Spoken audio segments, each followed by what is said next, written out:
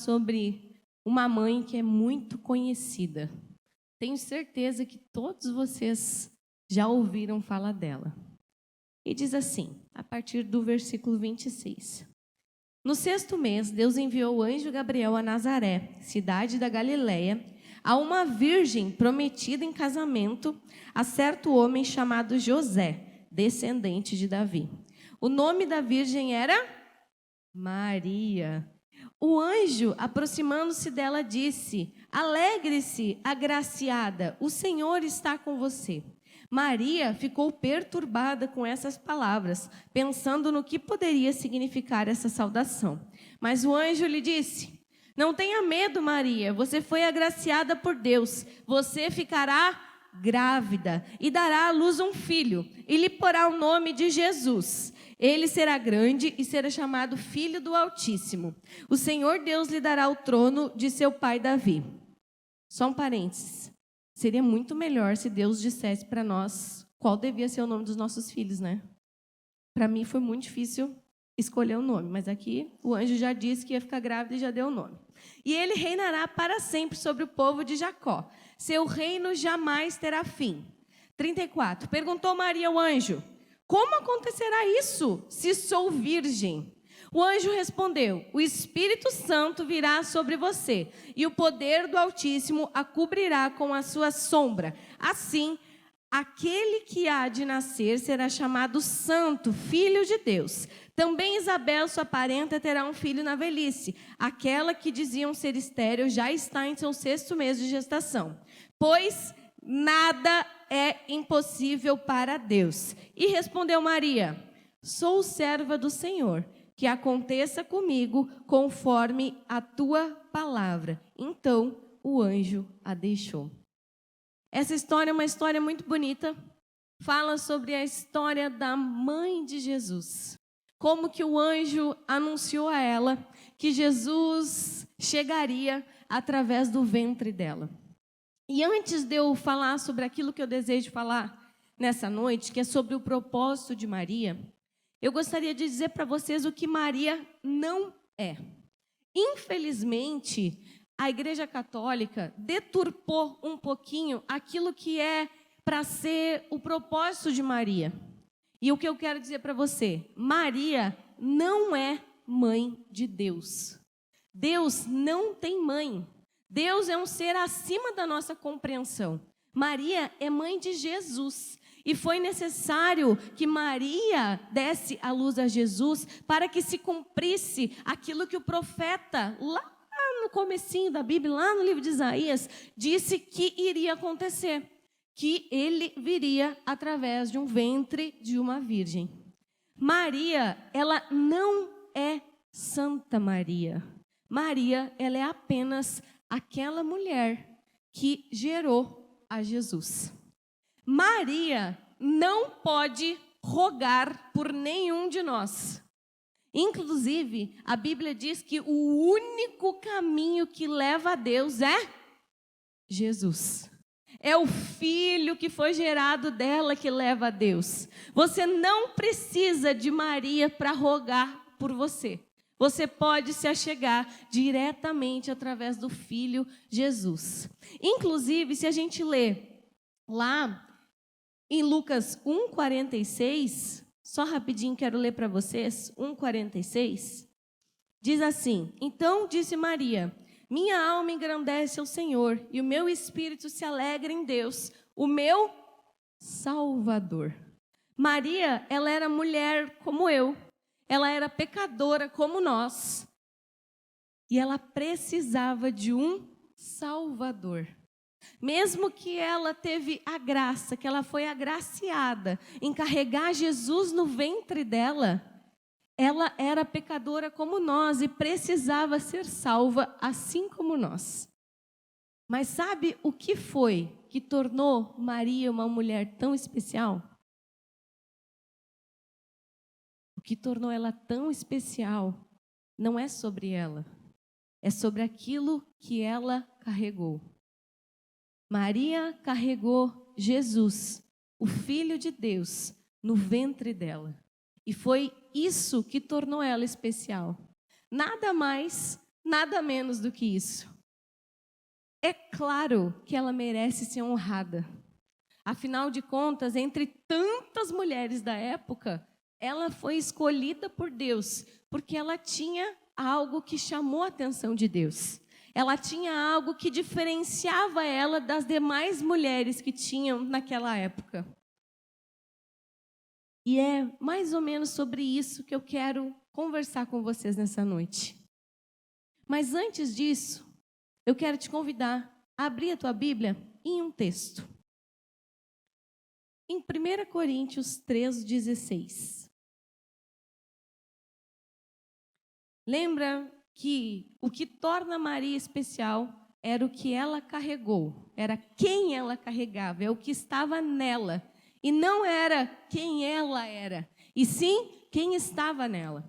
E no livro lá de 1 Coríntios, no capítulo 3, no versículo 16, diz assim: vocês não sabem que são santuário de Deus e que o Espírito de Deus habita em vocês? Vocês sabiam disso? Todos nós somos santuários de Deus. E o Espírito de Deus, o Espírito Santo, aquele que é a parte de Deus que foi deixada aqui nessa terra, ele habita dentro de nós. Diz assim comigo: não é sobre quem eu sou, mas é sobre aquele que está em mim. Assim como Maria carregou Jesus no ventre dela, nos dias de hoje, todos nós aqui carregamos o Espírito Santo de Deus dentro de nós. E isso te torna alguém especial, assim como Maria ela. Isso me torna alguém especial, assim como Maria foi. Porém, isso também me dá responsabilidade. Porém, isso me faz querer estar mais perto de Deus e cumprir aquilo que Ele tem para a minha vida. Todos nós temos uma missão nessa terra. Todos nós temos propósitos a serem cumpridos através de nós nessa terra. O propósito de Maria, um dos propósitos de Maria, era dar à luz a Jesus e criar Ele para que o propósito dele se cumprisse nessa terra. Qual é o teu propósito aqui? Você já sabe que você também tem algo especial, que você é santuário de Deus e que você carrega o Espírito Santo, parte de Deus, dentro de você. E quando a gente compreende isso, eu quero destacar alguns pontos da vida de Maria. Eu poderia falar sobre muitas coisas. Quando a gente olha para a vida de Maria, a gente vê muitas coisas. Mas o que saltou aos meus olhos quando eu fui pesquisar sobre a história dessa mulher que foi tão importante, eu vi o quanto ela estava disposta, o quanto ela estava preparada para dizer sim para o Senhor, para dizer sim, para cumprir aquilo que era a vontade de Deus para a vida dela. Amém? Então, eu quero destacar algumas coisas aqui que nós podemos aprender com a vida de Maria e sobre o propósito da vida de Maria. A primeira coisa que eu quero destacar é que Maria, ela tinha os requisitos necessários para ser escolhida por Deus para gerar Jesus. Imaginem que todos nós aqui, quantas mulheres? Levanta a mão aí, mulheres.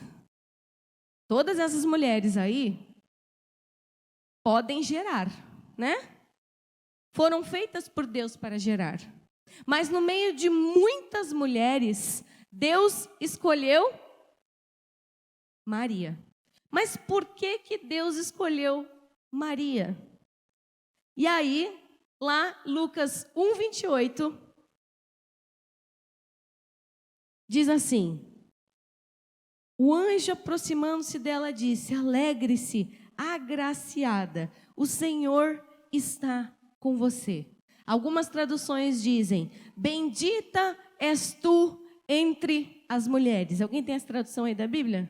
Essa é a forma mais habitual que a gente encontra. Bendita és tu entre as mulheres. Ou seja, ela se destacava entre as mulheres.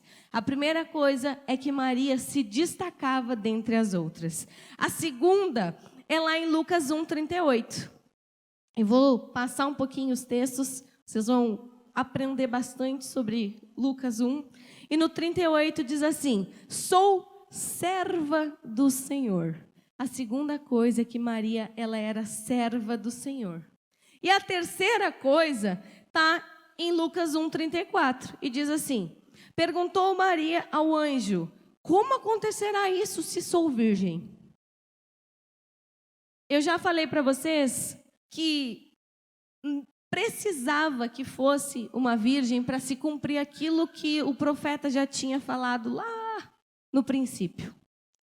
E eu ouso dizer que se fosse nos dias de hoje que Jesus precisasse nascer, o requisito mais difícil de encontrar era uma noiva virgem. Uma mulher comprometida com Deus, serva, bendita, que se destaca entre as mulheres e virgem. Maria, ela era comprometida, ela já estava prestes a se casar com José. E ela tinha o requisito que cumpria aquilo que o profeta havia falado, que nasceria de uma virgem. E isso me chama bastante atenção, porque isso é sério. Se fosse nos dias de hoje, onde a nossa sociedade tem levado o casamento de forma banal, onde a nossa sociedade tem levado as questões sexuais de forma banal, onde a mídia, a televisão, a Netflix, os filmes, as novelas têm colocado na cabeça de todo mundo, têm colocado na cabeça dos nossos jovens de que ter relação sexual fora do casamento é algo completamente normal. Deus teria bastante dificuldade para encontrar uma mulher virgem para gerar o seu filho. Isso parece forte, mas isso é uma preocupação que eu tenho. Porque cada vez mais, até mesmo dentro da igreja, as pessoas têm encarado essa questão sexual como algo corriqueiro e banal. E deixa eu te dizer, qualquer ato sexual fora de uma aliança de casamento é pecado. E pecado causa separação entre o homem e Deus. A Bíblia trata a relação sexual fora do casamento como fornicação. E isso nos afasta de Deus. Isso nos afasta da vontade de Deus para nós. Isso causa separação entre aquilo que Deus deseja que nós venhamos a ser e aquilo que nós nos tornamos. Não brinque com aquilo que é pecado. Vamos aprender com Maria a ter os requisitos necessários. Eu vejo muitas pessoas dentro da igreja querendo ser usadas por Deus. Muitas pessoas vêm para Jesus e abrem o seu coração e começam a dizer: Senhor, me usa. Como no momento do louvor a gente fez hoje: Senhor, eis-me aqui, me usa. Eu quero ser usado para cumprir o teu chamado. Eu quero fazer as coisas necessárias para o teu reino crescer, para o teu reino avançar. Mas se esquece que o primeiro passo para que o Senhor te use é você vencer o seu pecado. E Deus, Ele não nos promete vencer o nosso pecado por nós. Deus não te promete que Ele vai vencer o teu pecado por você. Deus coloca o Espírito Santo dentro de nós, onde o Espírito Santo pode exteriorizar frutos que nos ajudam a vencer o pecado. Domínio próprio, perseverança. Mas quem tem que usar esses frutos, quem tem que fazer esses frutos aparecer na nossa vida, somos nós. Deus não vai chegar para você e dizer: agora eu vou vencer o teu pecado por você. Deus, ele chega para você e diz assim: filho, eu estou contigo. Filha, eu estou contigo. Os frutos do Espírito Santo estão sobre você. Eu te ajudo a vencer o teu pecado. Mas quem tem que vencer somos eu e você. Quem tem que levantar da cama todo dia para ir trabalhar somos eu e você. Isso eu até compartilhei esses últimos dias com algumas pessoas mais próximas, que é uma coisa que me preocupa, porque parece que quando a gente não conhece a Deus, as pessoas lutam contra aquilo que faz mal para a sua carne. Quando a gente não conhece a Deus, a gente fica tentando lutar pelas nossas próprias forças. E isso também está errado. Mas eu sei que eu dependo de mim. Então, quando eu não conheço a Deus, e eu sei que a pornografia está atrapalhando meu casamento, eu luto contra a pornografia. Quando eu não conheço a Deus, e eu sei que o vício está destruindo a minha vida, eu luto contra o vício. Quando eu não conheço a Deus, e eu vejo que a minha situação financeira está muito difícil, eu tenho que me levantar e fazer aquilo ali acontecer. Só que às vezes parece que quando as pessoas conhecem a Deus, quando elas se entregam para Jesus, elas acham que agora eu não tenho que fazer mais nada, porque Deus faz tudo por mim. Então agora eu simplesmente oro para que Deus vença a pornografia por mim. Eu simplesmente oro para que Deus vença o meu vício por mim. Eu simplesmente oro para que a minha situação financeira se transforme. Mas eu não faço mais a minha parte. Deixa eu te dizer uma coisa. Aquilo que é possível é a sua parte. Aquilo que é impossível é a especialidade de Deus. Se é possível, faça. Se é impossível, deixa que Deus faça.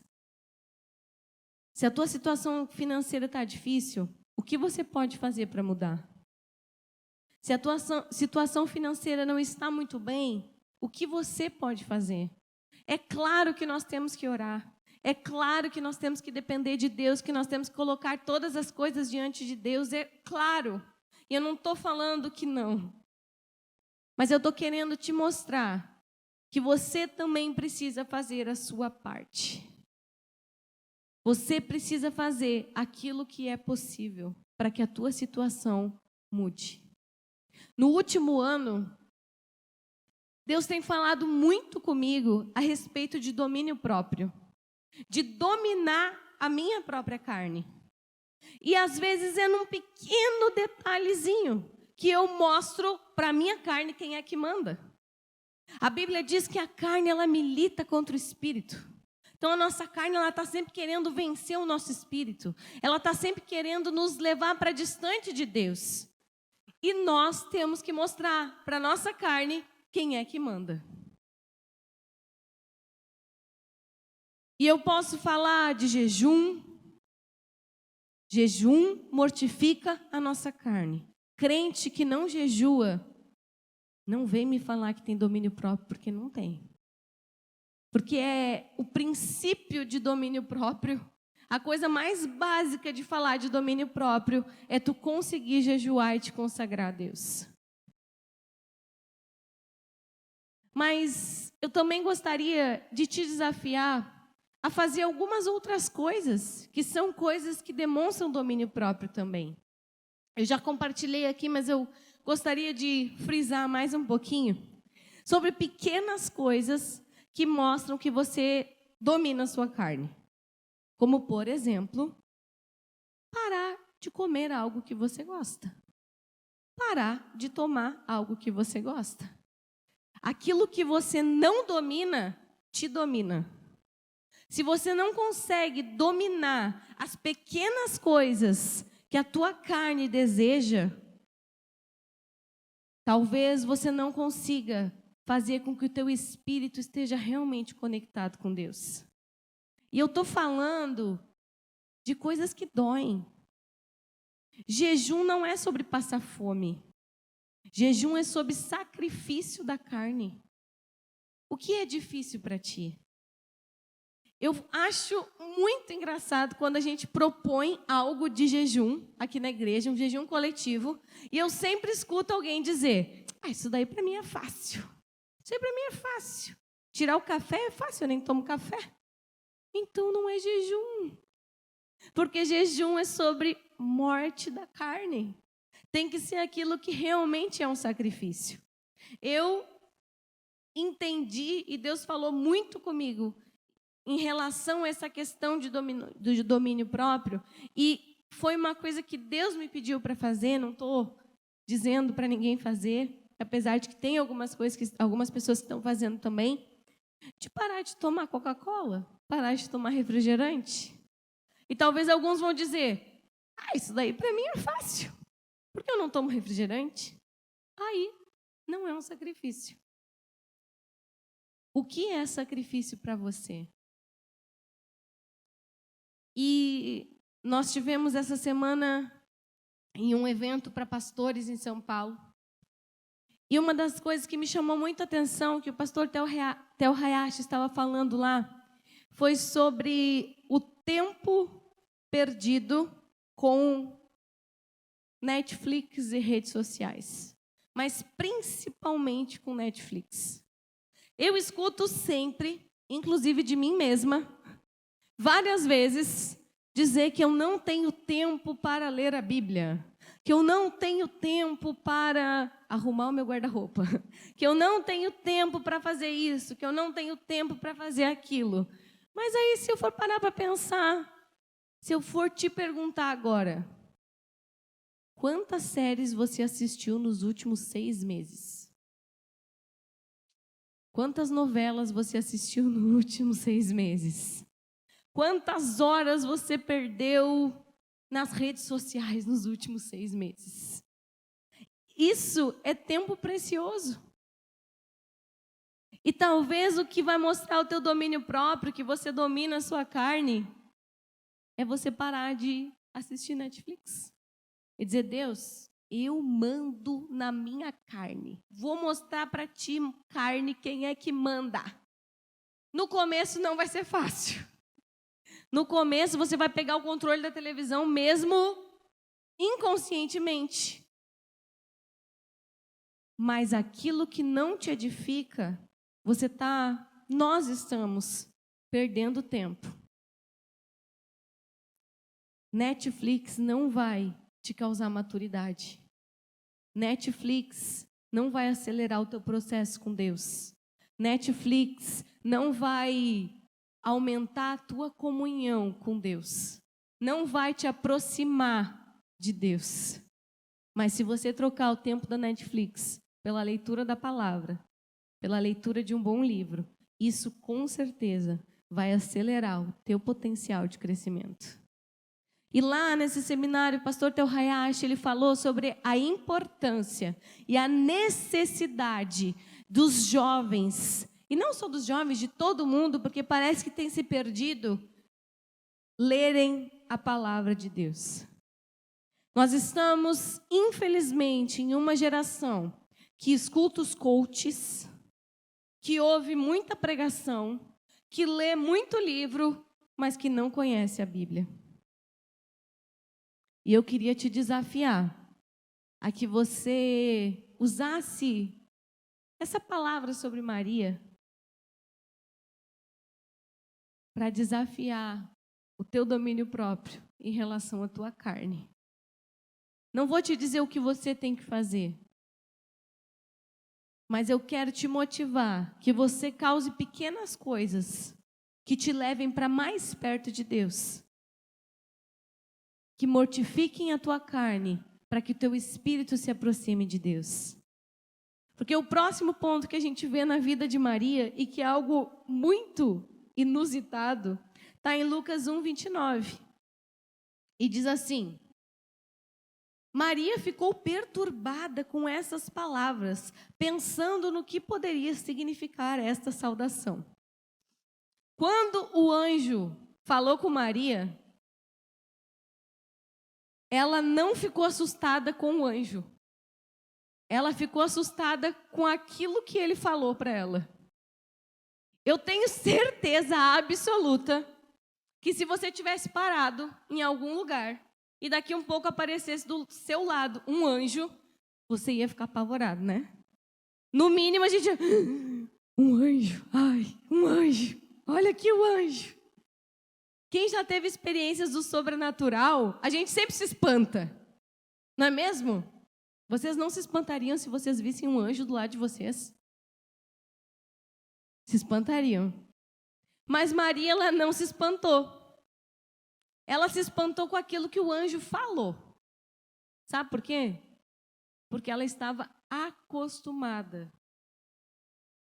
com a presença de Deus. Ela estava acostumada com a presença do anjo ali. Se ela não tivesse acostumada, ela ia se espantar. Mas ela só se apavorou com aquilo que o anjo falou para ela. Se você quer ser alguém que tem requisitos necessários para ser escolhido por Deus para algo especial nessa terra, seja alguém que passa muito tempo com Deus.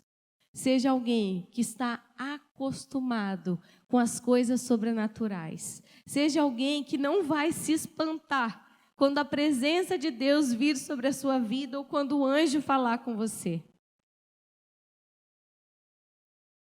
Só escuta a voz de Deus quem está muito perto dele. Às vezes eu vejo pessoas que são tão distantes de Deus e aí justificam as suas escolhas dizendo que Deus falou. Tenha muito cuidado com isso. Tenha muito cuidado quando você diz, não, porque foi Deus que me mandou. Não, porque Deus mandou eu fazer isso. Não, porque foi Deus que me mandou para tal lugar. Olha, para escutar a voz de Deus, você tem que estar perto. Tome muito cuidado para não justificar as suas escolhas, as suas decisões, dizendo que foi Deus que mandou. Eu já tenho bastante caminhada cristã. 20 anos de cristianismo. E não foram tantas vezes assim que Deus me falou com tanta clareza aquilo que eu devia fazer. E eu vejo às vezes as pessoas usando Deus para justificar todas as suas escolhas. Não, porque foi Deus que me mandou fazer isso, porque foi Deus que me mandou fazer aquilo. Aí depois ali na frente dá errado.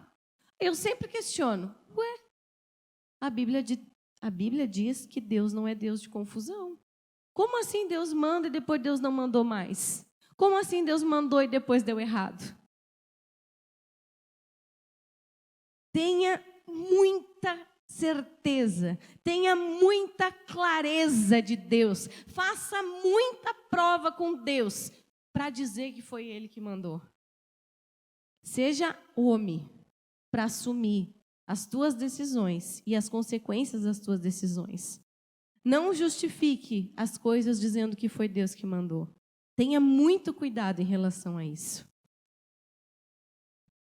João, no capítulo 4, versículos 23 e 24, diz que Deus está à procura de verdadeiros adoradores que o adorem em espírito e em verdade. Esse é um texto muito conhecido da palavra de Deus. Mas eu gostaria de destacar uma coisa que parece clichê, parece óbvio, mas não é. Se Deus está à procura de verdadeiros adoradores, é porque tem alguns que não são verdadeiros. É porque no meio dos verdadeiros tem os falsos. No meio dos verdadeiros adoradores tem alguns que não são tão verdadeiros assim. E é por isso que Deus está à procura. Deus está à procura de pessoas que tenham os requisitos necessários e estejam dispostos a dizer sim para aquilo que é o propósito de Deus para as nossas vidas. Maria, ela tinha os requisitos porque ela se destacou, porque ela estava disposta a servir a Deus, porque ela tinha uma vida de santidade. Sem santidade, ninguém verá a Deus. Se você não consegue vencer o seu pecado, você ainda não está preparado para receber porção nova de Deus. É por isso que a palavra de Deus traz diferenciação entre filhinhos e os demais. Filhinhos ainda tem que vencer para que você possa passar para um novo nível de autoridade. E Maria, ela tinha uma vida com Deus. Ela estava sensível, ela estava próxima para ouvir aquilo que o anjo tinha para destacar, aquilo que o anjo tinha para dizer, aquilo que o anjo tinha para dar orientação em relação ao destino que Deus tinha para ela. Então, primeiro ponto é sobre ter os requisitos necessários. Maria tinha os requisitos necessários. E o segundo ponto é sobre o propósito de Maria, que era gerar Jesus. Sendo virgem, gerar alguém era um milagre. Não tinha como acontecer isso de uma forma natural. Até hoje isso não tem como acontecer. Então, aquilo que era o propósito de Maria era gerar um milagre.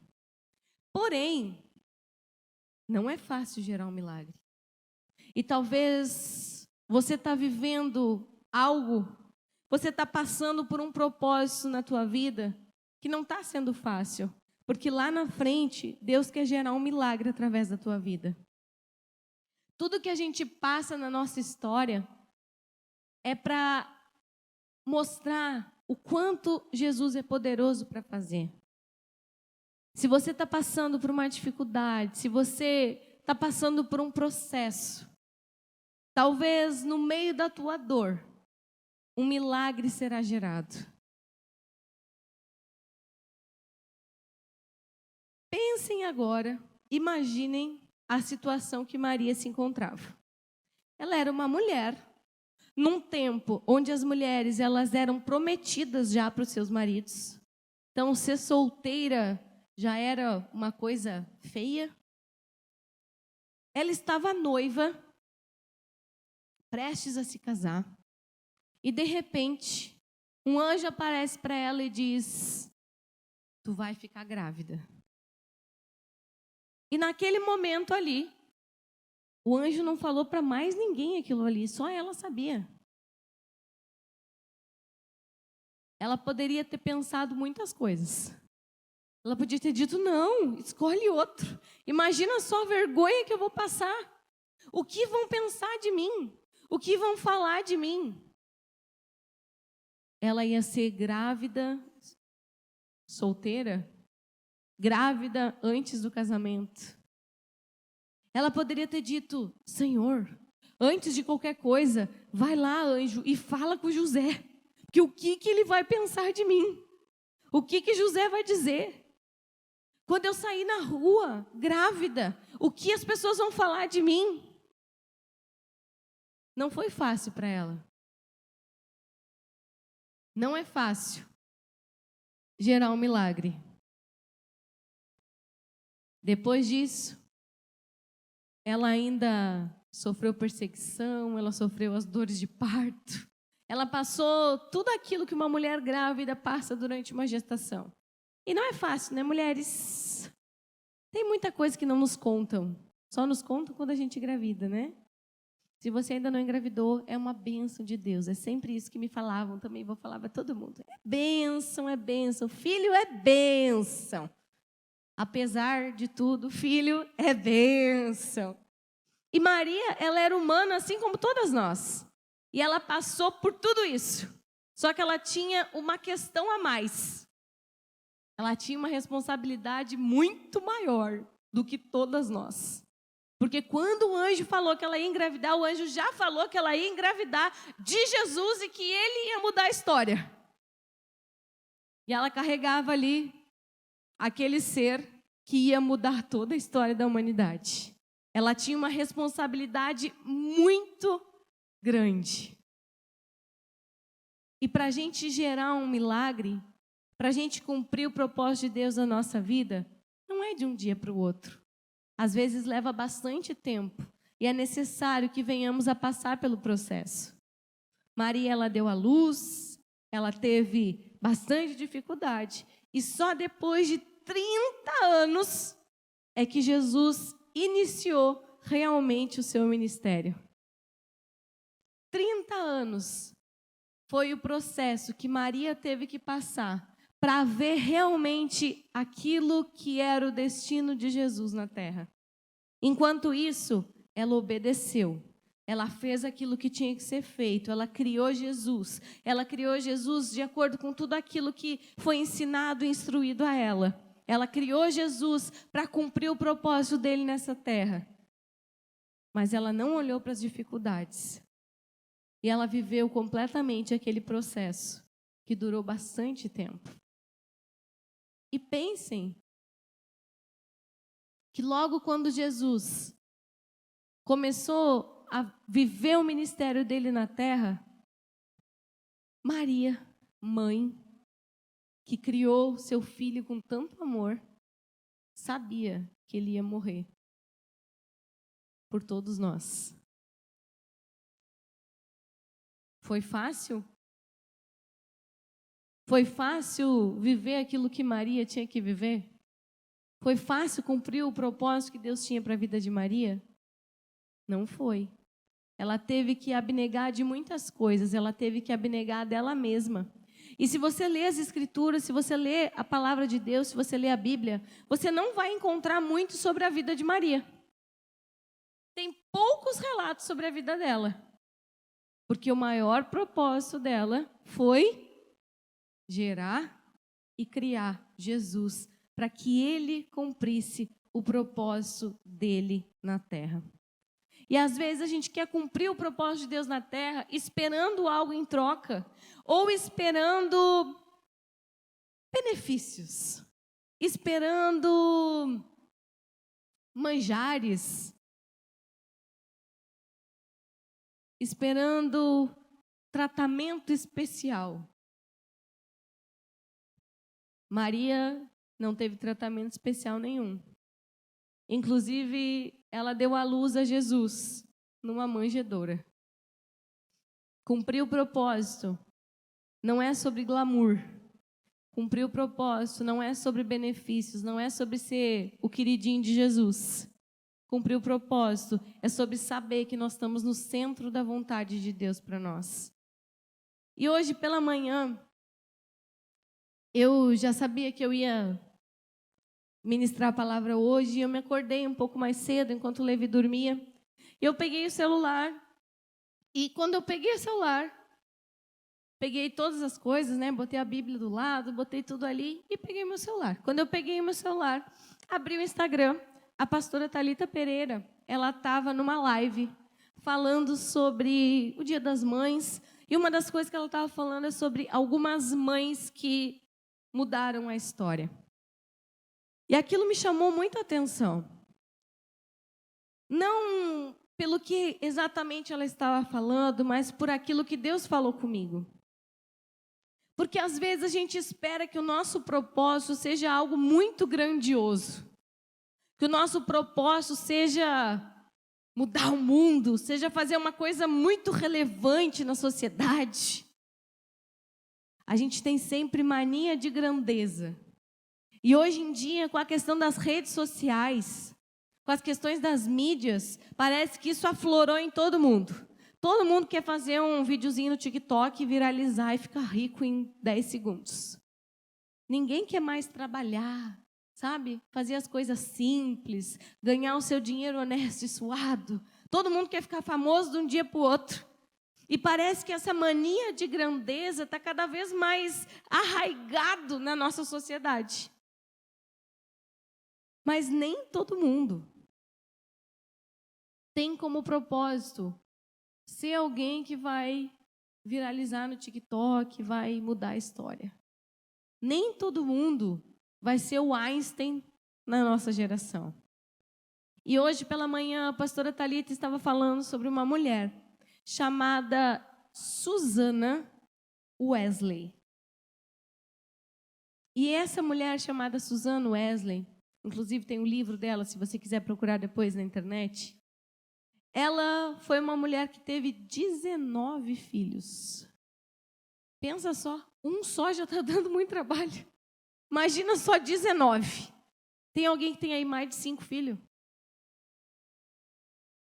Só uma pessoa, mais de 5 filhos. Dá trabalho ou não dá? 5. Imagina só 19. E o marido da Susana, ele era um grande pregador. E, por causa de pregar o evangelho, ele sofreu perseguição. Por 2 vezes, eles tiveram a casa deles queimada. Susana Wesley, ela viu muitos dos seus filhos morrerem antes de chegarem à idade adulta. Mas Susana Wesley era uma mulher temente a Deus. Era uma mulher de oração. Era uma mulher que dedicava tempo exclusivo para orar por cada um dos seus filhos. Era uma mulher que ela deixava claro dentro do seu lar que, algum momento do dia, ela ia parar tudo que ela estava fazendo para orar. E naquele momento que ela parasse tudo, ninguém podia fazer barulho. Ninguém podia tocar o terror dentro de casa porque ela estava orando. Era aquele momento que os filhos tinham que ficar tudo em silêncio, porque era o momento dela orar, dela ter o momento dela com Deus. E isso era diário. E depois desse momento diário dela com Deus, ela orava por cada um dos filhos dela. E possivelmente a maioria de vocês nunca ouviu falar sobre Susana Wesley. Mas um dos filhos dela foi John Wesley. John Wesley, ele foi o criador, o reformador da igreja metodista.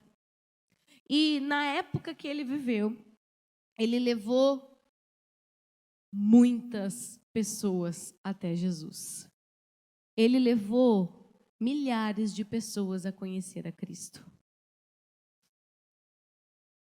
E num momento, quando ele já estava bem conhecido, ele declarou a seguinte frase.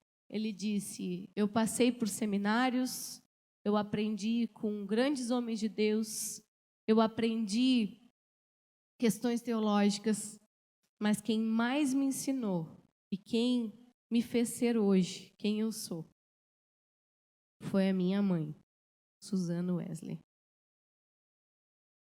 E deixa eu te dizer algo que o Senhor me disse hoje.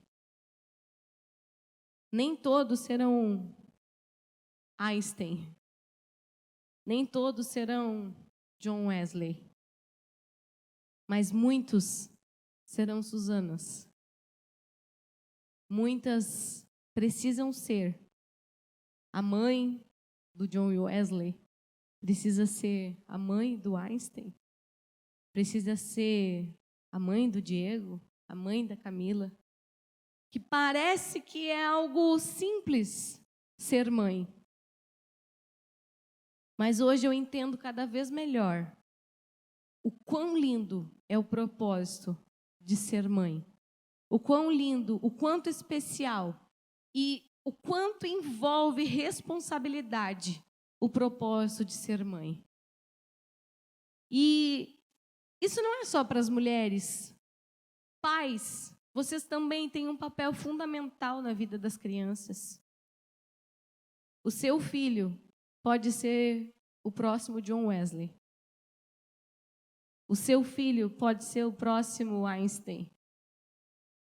E hoje eu quero destacar na minha vida 2 pessoas.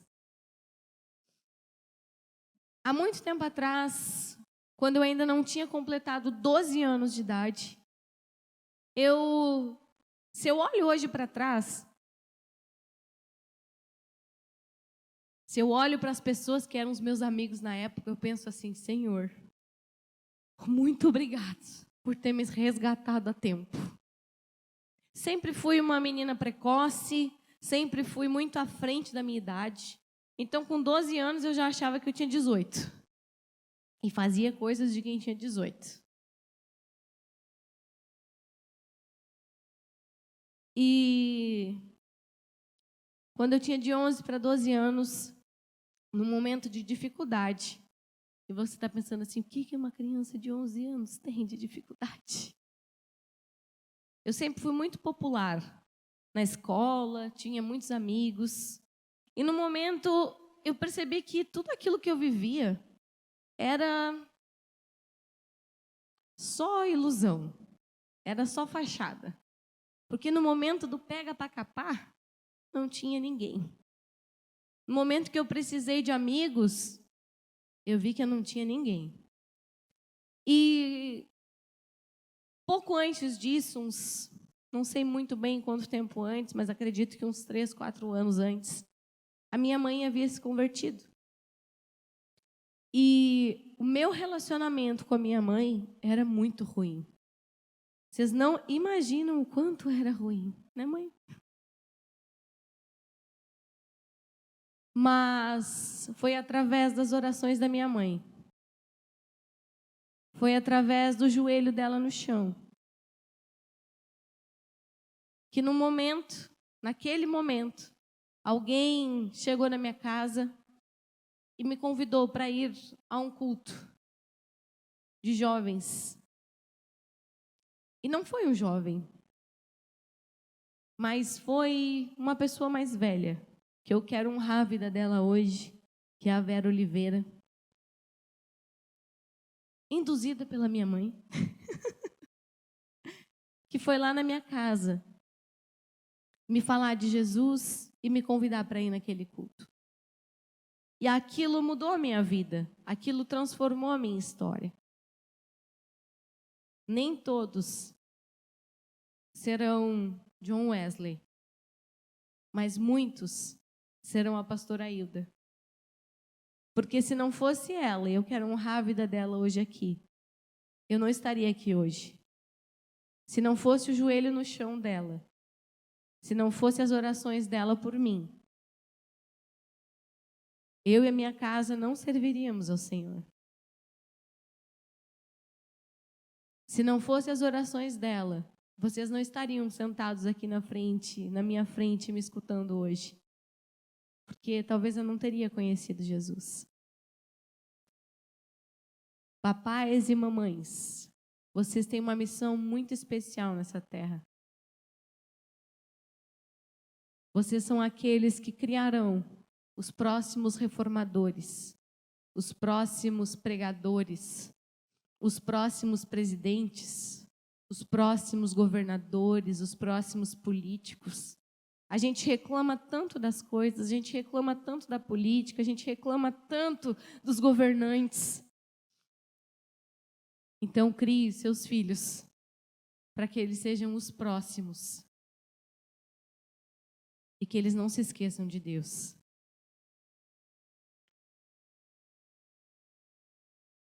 E o terceiro ponto está lá no último versículo de Lucas 1:38. O último versículo que a gente leu, 1:38. Diz assim: Respondeu Maria: Sou serva do Senhor, que aconteça comigo conforme a tua palavra. Então o anjo a deixou. Diz assim comigo: Maria não questionou. Maria obedeceu. Ela poderia ter dado muita desculpa. Eu fico me colocando no lugar de Maria, pensando, né? Naquela situação ali, o que eu teria dito para o anjo?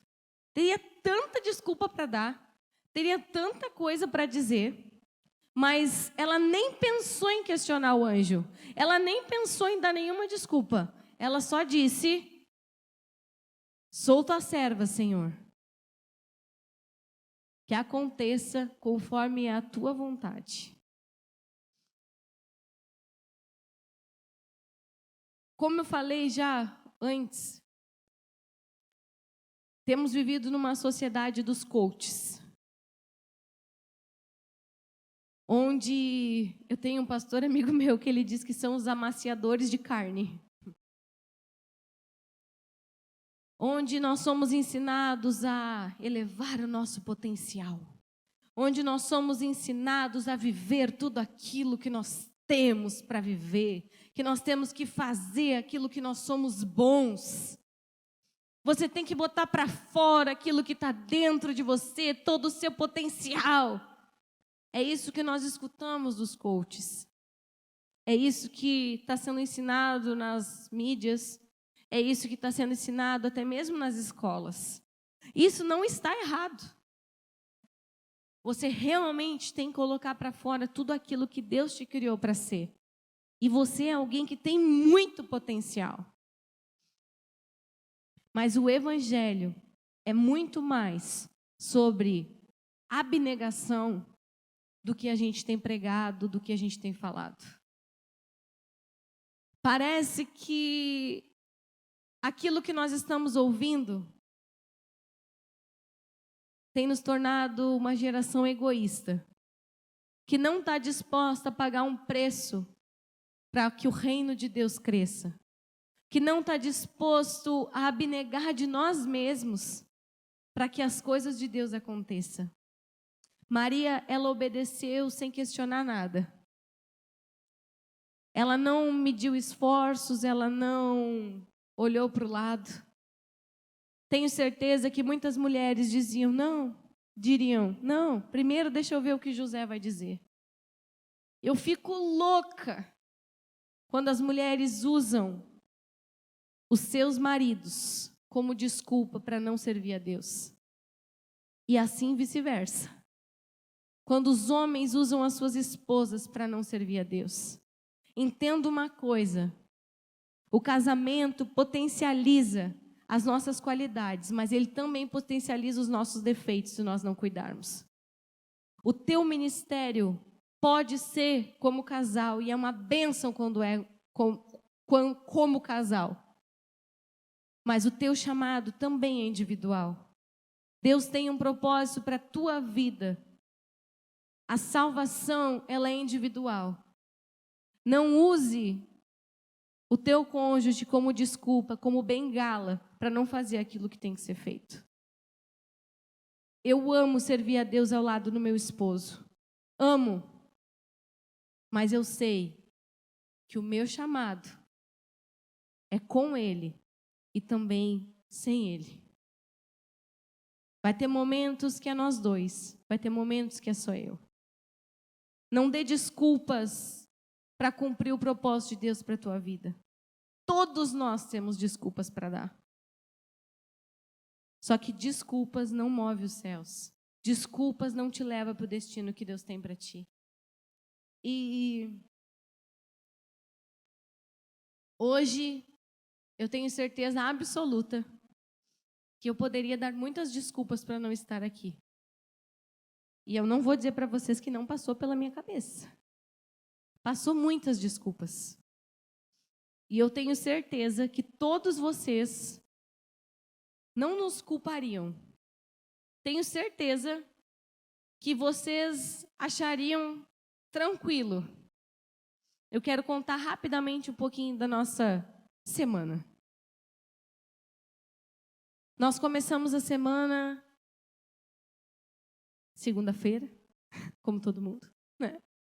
Só que essa semana nós fomos a São Paulo para participar de uma reunião de pastores lá na Zion, em São Paulo, com o pastor Tel Hayashi e alguns outros pastores lá, para um projeto novo para o Brasil. E assim que nós ouvimos sobre esse projeto, nós fomos convidados, nós compramos passagem.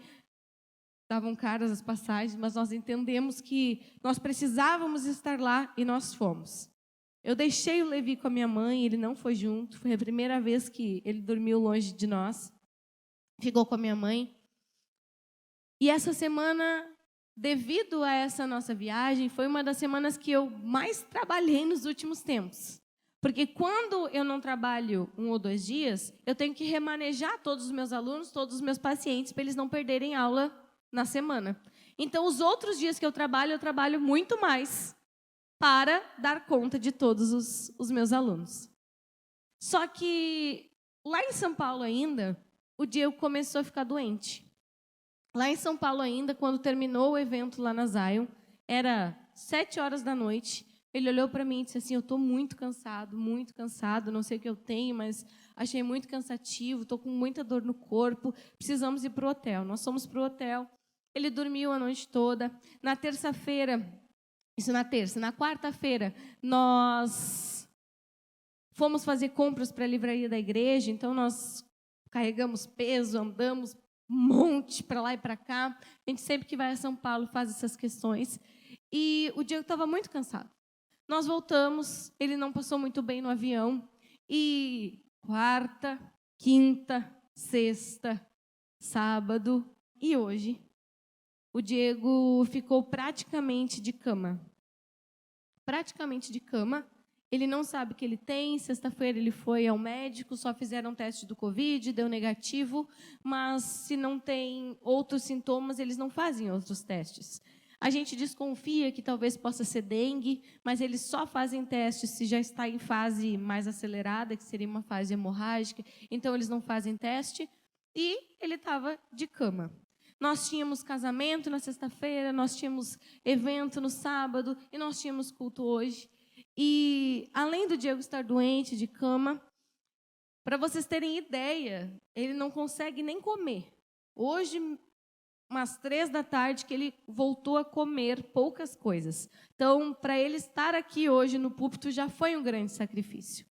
Além disso, ontem pela manhã, foi agravando minha gripe.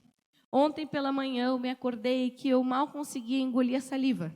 Não dava, muita dor de garganta, muita inflamação, muita coriza, dor no meu rosto, questão de sinusite. E hoje pela manhã, ontem à noite, e hoje agravou mais ainda, o Levi praticamente não dormiu à noite, porque ele também está começando um quadro gripal, então ele está bem enjoadinho, bem chatinho, realmente reclamando e choroso, não quer comer, está com dor de garganta. E no meio de tudo isso, o Diego ontem, de manhã, chegou para mim e disse assim: eu não tenho condição de pregar amanhã. Sexta-feira, eu trabalhei o dia inteiro. Eu acordei cedo, eu fiz tudo o que eu faço e mais o que o Diego faz, porque ele estava de cama. E aí, dobra as funções, porque graças a Deus o Diego me ajuda muito com o Levi. Ele é um pai muito presente. Mas, devido a ele estar doente, eu tive que fazer tudo. Ontem foi uma correria o nosso dia. E hoje era Dia das Mães.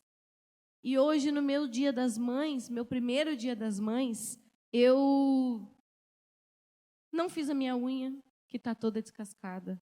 Eu não lavei o meu cabelo, porque eu estou de trança. Não é porque eu gosto de trança, é porque meu cabelo está sujo. Entendam, mulheres. Hoje, meio-dia, eu fiz o almoço na minha casa, porque o Diego não estava conseguindo sair da cama. Então, nós fizemos o almoço de Dia das Mães lá em casa. Fui acordada com uma cesta linda de Dia das Mães. Mas o meu dia não foi nada fácil. E eu poderia ter muitos motivos para reclamar, eu poderia ter muita coisa para dizer. Várias vezes eu pensei em dizer: não, vamos cancelar o culto. Não, vamos botar outra pessoa para pregar. Não, vamos convidar um pregador de fora, vamos fazer alguma coisa, porque eu não vou ter tempo para preparar a minha palavra. E depois do meio-dia, eu não passei o Dia das Mães com meu filho. A minha irmã levou ele para passear para eu poder ter tempo de preparar a palavra. E você diria, talvez, não foi o melhor Dia das Mães. Muitos, inclusive, nem vieram hoje ao culto porque é Dia das Mães. Mas eu tenho entendido cada vez mais que a gente só é feliz quando a gente vive o propósito que Deus tem para nós. E o meu propósito de vida é sobre Jesus, não é sobre mim. Eu não poderia estar mais feliz no Dia das Mães do que estar aqui na frente cumprindo o propósito que Deus tem para mim. O meu propósito de vida é sobre Ele, não é sobre mim. Que eu possa dizer todos os dias que diminua eu para que o Senhor cresça através de mim. Eu não sei como foi o teu dia, eu não sei qual tem sido o teu propósito, eu não sei se tem sido difícil, eu não sei se você tem vivido dores, eu não sei se você tem vivido dificuldades, mas eu sei que o propósito de Deus é muito maior do que você mesmo. Você tem algo especial para cumprir nessa terra. Assim como Maria, esteja disponível, assim como Maria. Que o Senhor possa estar perto de você, para que você possa ouvir aquilo que é o desejo dele para a sua vida.